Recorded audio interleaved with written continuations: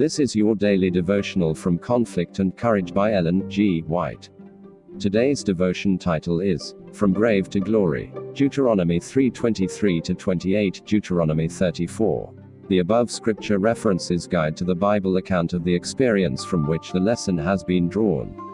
Verse of the day, I besought the Lord at that time, saying, I pray thee, let me go over, and see the good land that is beyond Jordan, that goodly mountain, and Lebanon.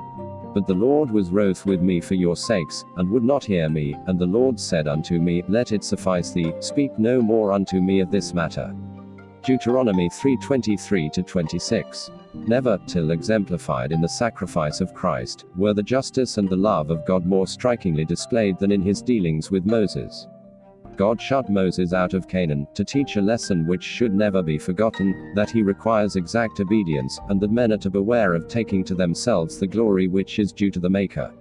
He could not grant the prayer of Moses that he might share the inheritance of Israel, but he did not forget or forsake his servant.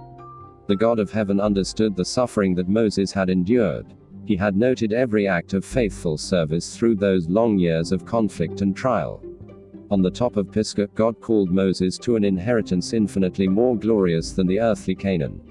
Upon the Mount of Transfiguration, Moses was present with Elijah, who had been translated. They were sent as bearers of light and glory from the Father to his Son. And thus the prayer of Moses, uttered so many centuries before, was at last fulfilled. He stood upon the goodly mountain, within the heritage of his people. Moses was a type of Christ. God saw fit to discipline Moses in the school of affliction and poverty before he could be prepared to lead the hosts of Israel to the earthly Canaan. The Israel of God, journeying to the heavenly Canaan, have a captain who needed no human teaching to prepare him for his mission as a divine leader, yet he was made perfect through sufferings. And in that he himself hath suffered being tempted, he is able to succor them that are tempted. Hebrews 2:10-18. Our Redeemer manifested no human weakness or imperfection, yet he died to obtain for us an entrance into the promised land.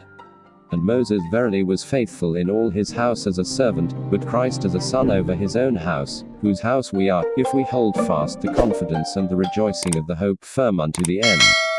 Hebrews 3:5-6.